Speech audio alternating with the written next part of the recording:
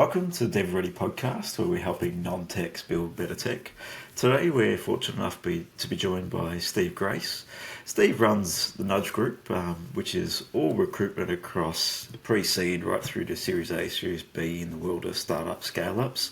Had a really good conversation with him probably about a month or so back and just getting a grip on that market. And it also involved quite a bit of media across the landscape of assisting people on similar things to what the DevReady Podcast is, that journey of startups, how you might frame within businesses, some learning, some evolution, running a series of YouTube channels, etc. So we thought Steve would be great to bring onto the channel and have a good conversation too on all fronts. Steve, thanks for joining us. Thank you very much. So Steve, let's start from the beginning. Your story to Nudge Group is quite interesting, so I'd love to explore that a little bit and how you went down the path of Nudge Group itself. Yeah, okay. I'm not going to go back too far, but to summarise it in short, I've been in tech recruitment for 28 years now, I think, or something ridiculous, and I did tech recruitment in London, which is where I started it, and I moved to Australia here in 1999, like all young 25-year-old British guys, just wanting to have some warmth. And I believe I'm a solar-powered human being, and you don't get any solar in London. So I moved here and worked for a couple of larger recruiters here before I got my residency. And again, like every other British recruiter, I started my recruitment company. And that was in digital. It was when digital was first becoming digital and no one knew what it meant. And that was super cool. I loved that business. It was called Fingerprint. It was really easy to do a logo for. But it was a good business. And I sold that after 7 years with my business partner, which I wish I hadn't. But I think when you're young and someone offers you money, you kind of just take it. So after that, I bought into another recruitment company, which was completely different, with a very good friend of mine who I actually had moved over from London with at the same time. And he had a recruitment company called Ashdown, which was all government recruitment. And we did that for a while. We grew that massively. And strangely enough, it was 7 years again. So there's a bit of a trend, but let's not touch on that too much because we're not quite at 7 years with Nudge yet. And I really wasn't enjoying that for a number of reasons. I think I'd just done my dash. And so I sold my share to my business partner and I sat at home for 6 months trying to work out what to do. Adamant I was not going to do recruitment. So sure. And after going through numerous ideas, of which I had no qualifications, ideas, or business even thinking about, I decided I should do recruitment because it was all I knew how to do. What you know, right? Sometimes it's easier to get back. It's what you know. Sure. Yeah, I think it was those words of wisdom that come out of your mouth. And that's all your wife's mouth, which, it happens all the time. It's quite annoying. Anyway, so I thought, right, well, what am I going to do? I thought we'd done some recruitment in my previous companies for startups really poorly, in my view, and everyone was doing it really poorly. So I thought, let's build a recruitment agency just for that space. Let's educate people on, as in the people working in the recruitment, the sort of recruiters, on the different kind of people you need in pre-seed, seed, Series A, B, C. Let's educate them on ESOPs. Let's teach them about how to sell a product or sell a company that no one's heard of and all this kind of stuff. And then put the pricing in a way so that startups can actually afford it and, create media around it, try and help them grow and do all these other things. And that's where Nudge came from. And that was 4.5 years ago now.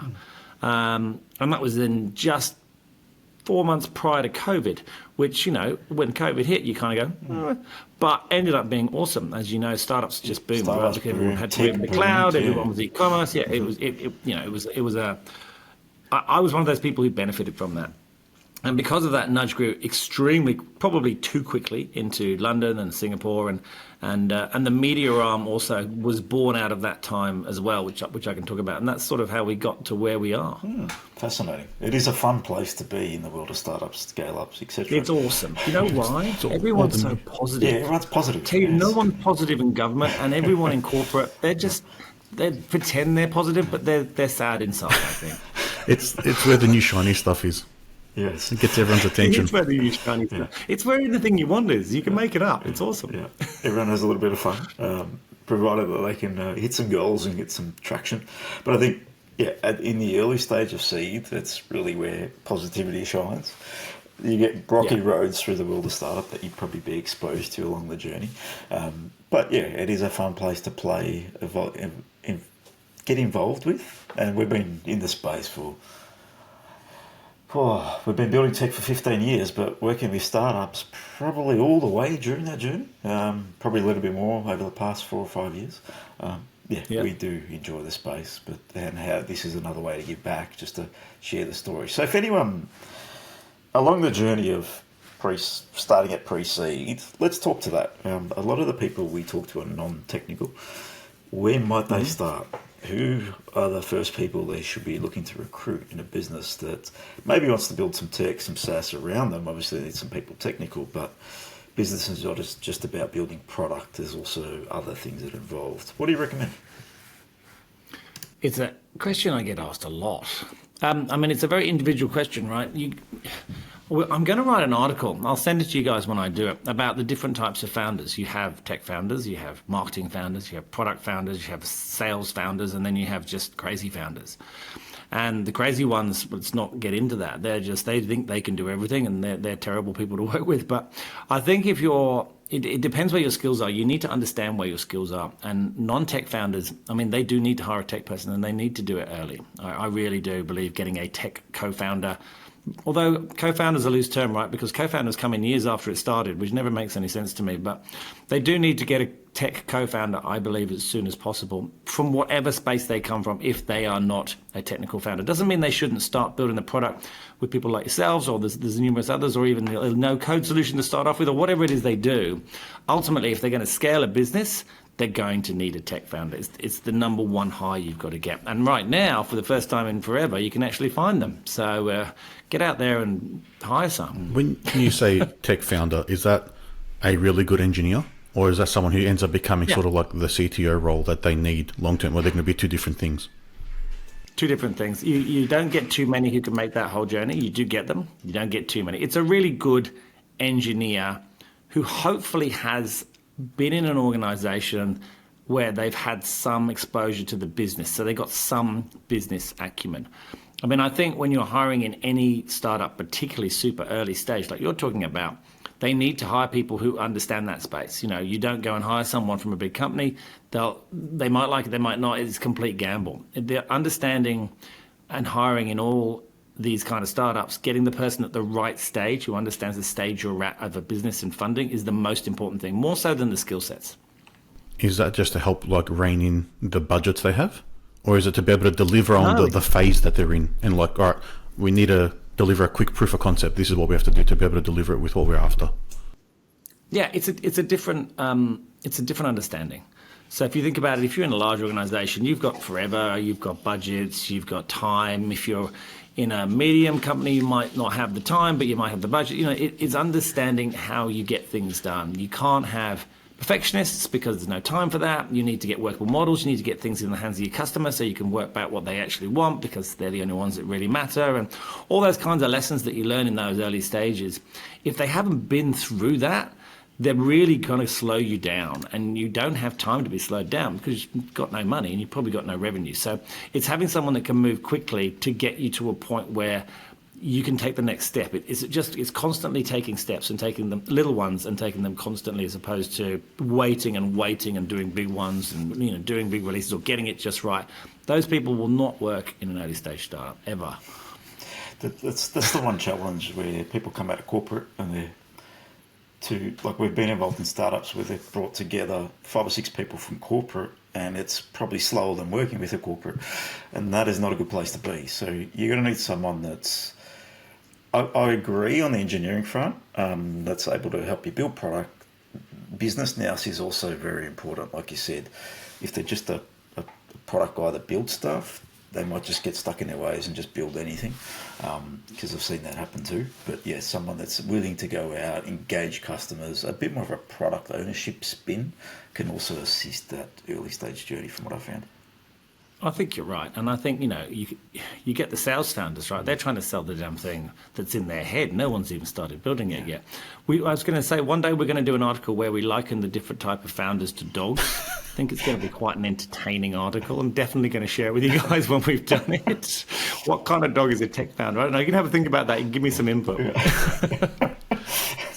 Whichever one chases his tail the fastest. Yeah, exactly right. I don't know enough about dogs. I'm going to have to do some research. The sales one would be the little chihuahua that's barking all the time at everybody. The loudest one. No bite behind its bark, so that would be the sales founder. Lots of fun, though. It'd be a good article.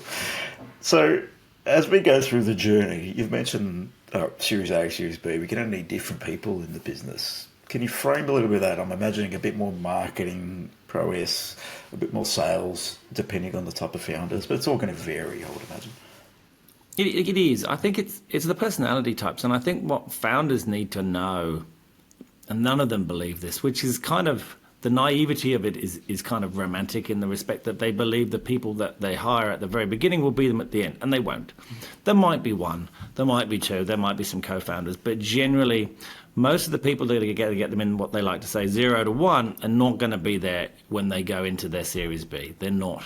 Because they're people that are great with ambiguity. They can turn their hand to anything. Nothing needs to be perfect. It's all about speed. It's all about positivity. But when you get up into those Series A's and B's, it's not about that at all. It's about focus. It's about having people doing specific roles and not stepping on people's toes. And those people who you hire early, they become a nuisance as you get bigger, and they become a hindrance. And you need to understand that and prepare for that, because I think founders find it very hard to let and move people on or move them into other roles, because they feel this debt of gratitude to them, which they should, but they also need to understand they're just not going to work. So give them some equity and send them on their way is my view on that. Let them just become early stage specialists, which is not something we've done well here in Australia. They do it very well in the US, they do it very well in the UK. They don't really do it very well in Singapore either, but they don't do it well here at all. People don't understand that early stage specialists, that's a job in itself, and there are very few of them that can make that journey, just like it's so difficult for a founder to become a CEO. Mm-hmm. You know, that startup to scale up moment is one of the hardest of any founder's journey. Yeah, it's a fascinating insight. I think from that, if you're hiring people that are just going to fail fast, either they need to go in R&D in the business, or they need to move on. Like, even as you grow any business, it gets more challenging, and the time gap that takes for people to learn new skills can be a big hindrance on a business trying to scale and grow, because you don't have time. Yeah, it can. Yeah. Even in our own business, it's there's a few people who can just take an idea and run and make something without having it planned and detailed and everything else that normally goes along with it. Yeah, and there are a lot of people who can't. And, you know, there are other roles for them, special projects, I think they call it. But, I mean, you know, it's going off and looking at... in fact, I don't know if you guys watched that show that was out on Amazon called The Founder. And it had 4 episodes. There was one on Canva, one on Safety Culture, one on Finder, and one on Bright. But the interesting one was the one with Fred from Finder, because he is that kind of individual, and he became a problem. He didn't really have anything to do, and, you know, they had to find something for him to do. So they sent him over to the States and said, build the startup again from scratch, and that's what he's good at. And I think as a founder, you need to understand that and plan, and either have conversations early about those people moving on whenever they are, and whatever you're going to do about that, or work out how you're going to move them as the business does become successful. Because the longer you keep them in these roles and pretending that everything's going to be all right, the slower your progress will become. And I think that's just something people never anticipate. Fascinating. As Nudge Group's grown, with the growth, what are some of the challenges that you've found just for recruiting for different geographies, different demographics? What's the scenario there just from that growth into different other regions? Yeah, it's very different how it was. Like, recruitment changed because of COVID. I'll give you just a really hard stat. I did recruitment for I don't know how many years before Nudge, 20-something, and I'd probably done maybe 10 video interviews.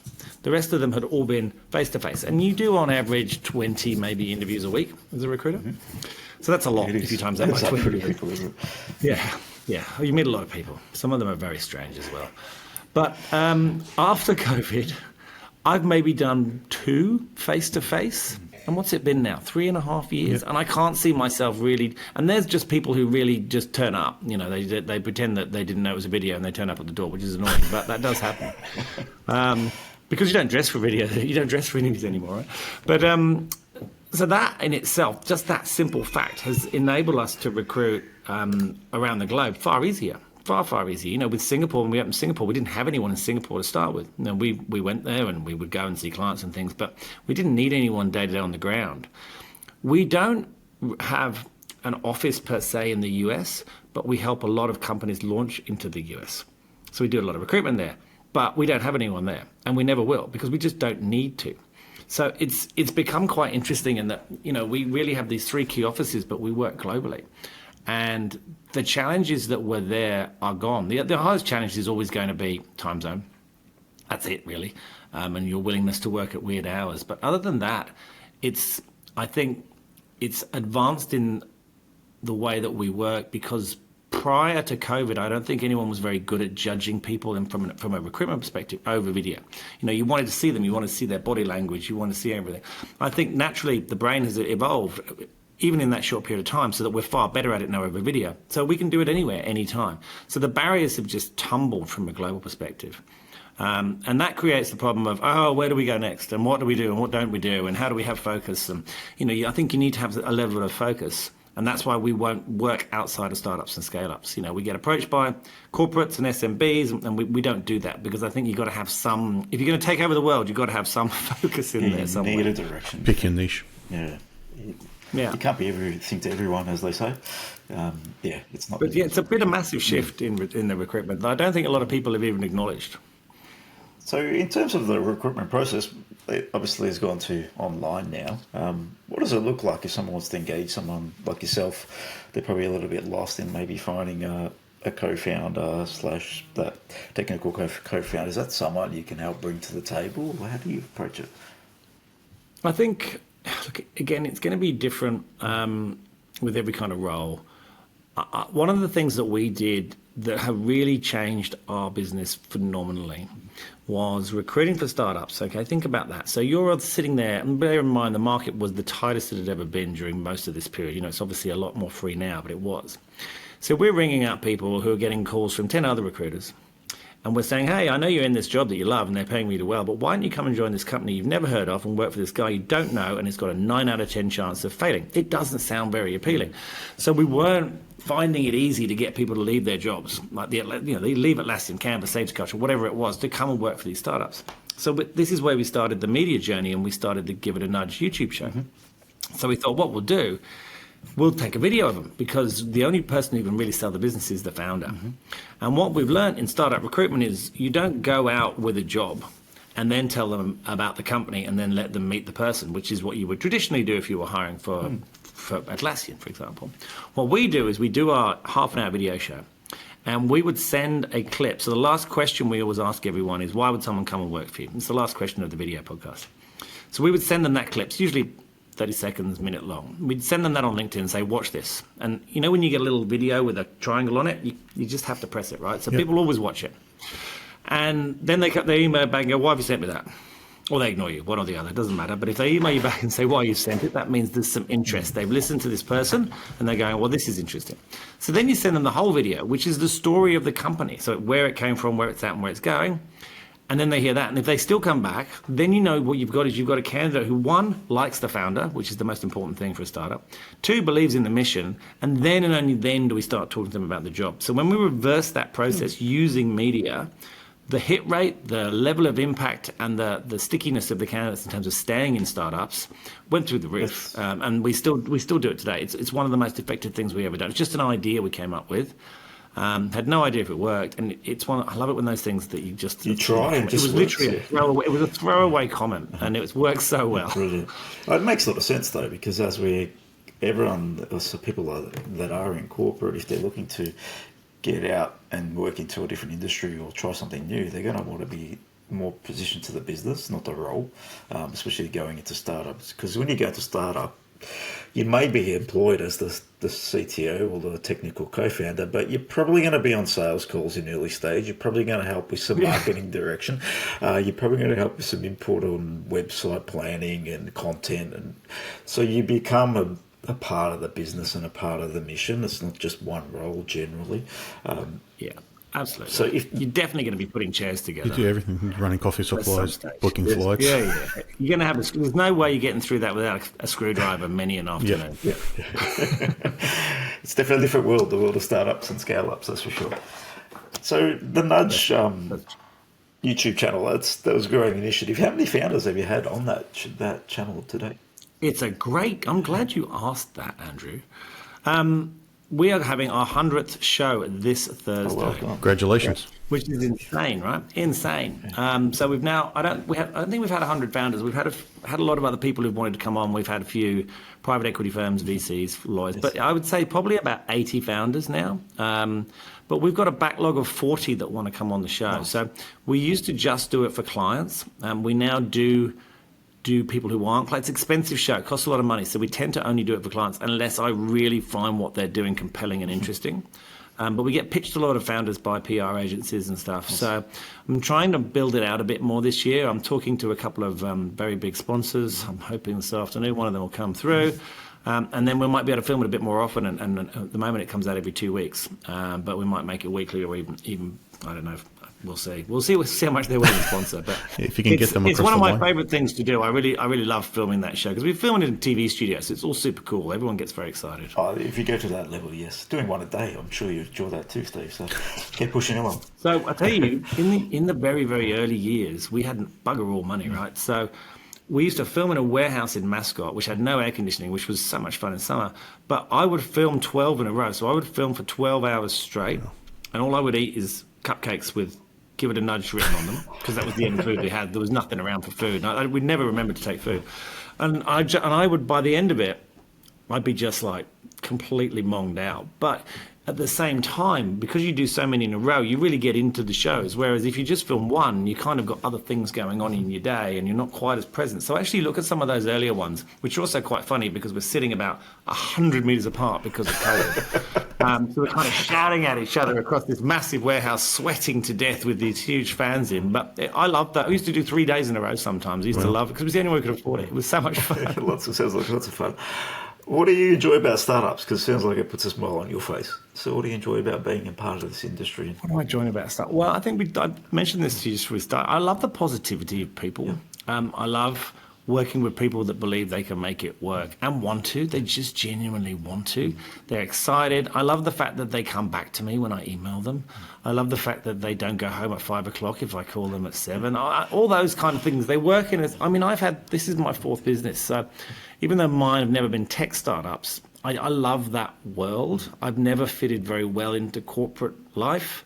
I wasn't very popular with the people that employed me, for a variety of reasons that we won't go into on this podcast.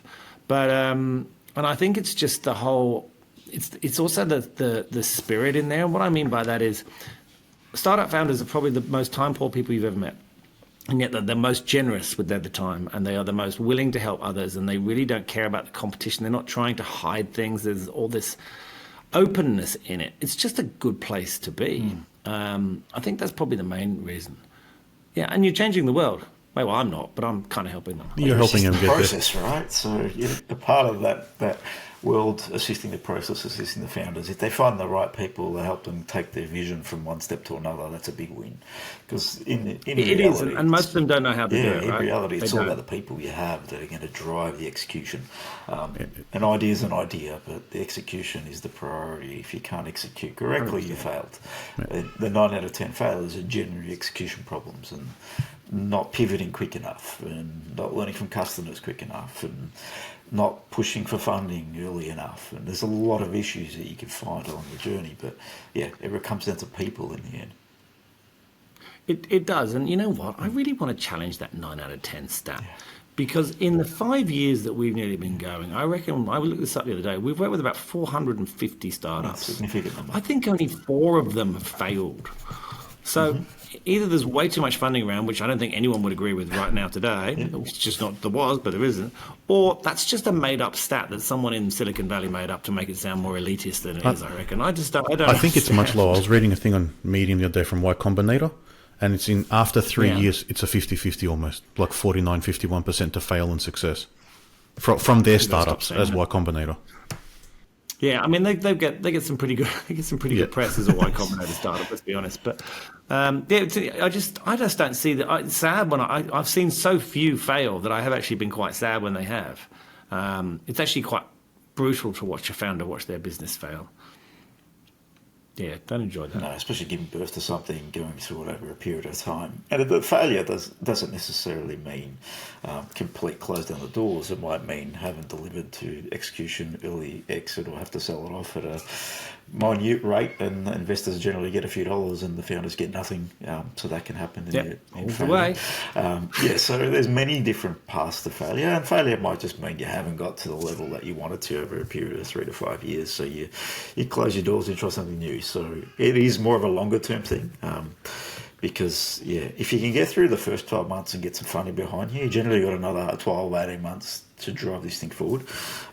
That's the reality in the world. So if you can get through that first stage of funding, you may have a good couple of years in you to give it a really good go. But it's good numbers that you're portraying there. Could be the people you're finding. Who knows? Well, actually, now you've said it, maybe that's the reason they're not failing. Maybe it's because they're using the nudge group for their recruitment. Yes. I never even thought about that, Andrew. What a great angle. Let's talk about that a lot more. We hope you find that people lift up they'll pick up a screwdriver. Yeah, absolutely. So in terms of media, you mentioned that before we jumped on online. That was an area that you're driving heavily in, and it's something you really love. I love it. So, I mean, we fell in. So we fell into Give It a Nudge by accident, and then we fell into Balance the Grind by accident, which is our online publication. So that's an online publication that was. Well, I'll tell you the story. So my head of content is a gentleman by the name of Hal Newham. Hal's worked for me for, I don't know now, 3 years, quite a while. He had this blog called Balance the Grind that he started when he had his first child, and he felt overwhelmed by the whole work-life balance. And then he started he's a writer at heart, and he was working at Sparrow, one of those other high-end agencies, and he just started interviewing people over email, just saying, hey, tell me, and then printing their articles. And he interviewed me years ago, and he'd come to me a couple of times and asked me to sponsor articles, which I'd done because they were relevant founders to us. And then he rang me up one day and he said, I want you to buy Balance the Grind. And I'm just like, what? What are you talking about? I'm trying to grow a recruitment business in startups. Does he not think I'm busy? Why would I buy Balance the Grind? Anyway, he went on and on for a while. We won't go into that. But we talked about it for a while, and I just said, look, I need a head of content right now. That's your side hustle. Why don't you quit Sparrow, come work for me, and you can keep doing Balance the Grind, and we'll talk about it later. And 6 weeks later, I bought it. Because once he came in and was like that in my ear, yapping away in my ear, I began to see what he could see. And we started to use it then as a lead generator. So what we would do is say, right, we're going to work fintech in Singapore. Okay, we're going to approach 100 startup founders in fintech for Singapore and see if they want to come and Balance the Grind. Out of that, you get about 10 maybe that would actually do it. And all those 10, we'd say at the end of the interview, hey, do you want to meet Steve from Nudge? He does recruitment for startups. And it worked really quite well and helped us grow globally. But it wasn't amazing. It was a nice soft sell, but it wasn't the best. And we really didn't need, we had other things that were working better in terms of generating us leads. So then we thought, well, let's turn it into a real publication. I mean, when I bought it, it didn't even have an ABN. It was literally just a WordPress site. So we've now turned it into a publication, and I'm really enjoying it. It's a B2C product. It's got 60,000 people around the world that read it. It's got a newsletter with about 18,000 people reading it. Really high, like 50% open rate. It's quite amazing, actually. So we've started writing stories now to help people live their lives better. And the audience is very much aligned with the startup audience because it's written for people who want to improve themselves and have the drive to actually do something to improve themselves or improve their life. So you have a pillar around finance, you have a pillar around health and well-being, one around career and entrepreneurship, obviously, and then one around sustainability and social impact. And we're doing articles, and we've got a podcast starting, audio one. We've got some books we've released. We've got merchandise. We're doing product reviews. We've got about 28 different collaborators coming in, writing articles for us on those subjects. We're about to launch a premium area. And what I want to do with it is I want to push it into India and Southeast Asia, because there's nothing in India and Southeast Asia that sort of talks about this. Right now, our biggest audience is in the States, but there's nothing in those areas because they don't have any work-life balance. But the rising consumerism and democratization of all of those nations and the younger generation, they want to talk about it and they want to do it. And I think we can get a lot of information to them that's going to help them hopefully live better lives than they have been living and that their parents didn't have. And so that's where it's at. And then we're really sort of pushing that out like crazy.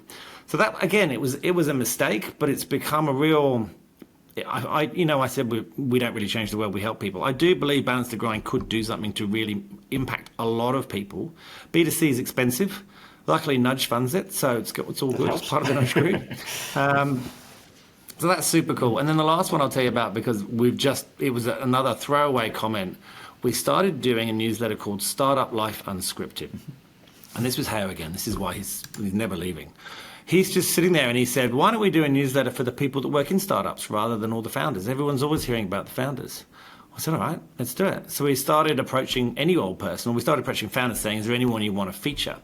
And in 12 weeks of running that newsletter, we've got 14,000 subscribers, which is insane. Wow, amazing growth. So there's obviously a real gap here, and I think people can really relate to hearing about others who are doing their job or doing a job that they might want to move into, or even if you're a corporate, thinking about what it'd be like working in a startup. So that one's super cool as well. So now we've got these 3 media assets all trying to do all that sort of stuff whilst trying to keep the recruitment business going as well. So super hectic, but a lot of fun.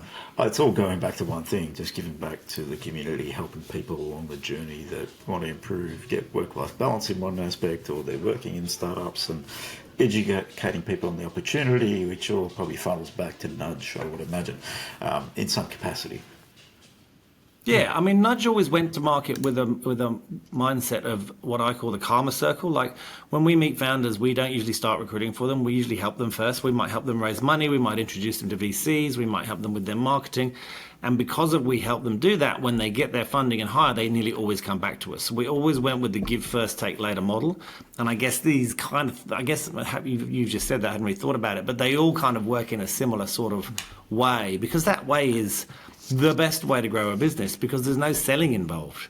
And selling's awful. I hate selling. So why sell when you can just give and it just comes back the other way? And I know people say, people don't believe it's true, but it is. And I think if anyone tries it, they'll be surprised how quickly it happens as well. It's not one of those things where you have to be broke for 5 years before you start to see the light at the end of the tunnel. It really turns around very quickly, and I think that's just the way the world works. It's all about adding value, creating value for others, right? So in the end, we're in business to help others. That's why we run businesses. We're assisting in a capacity.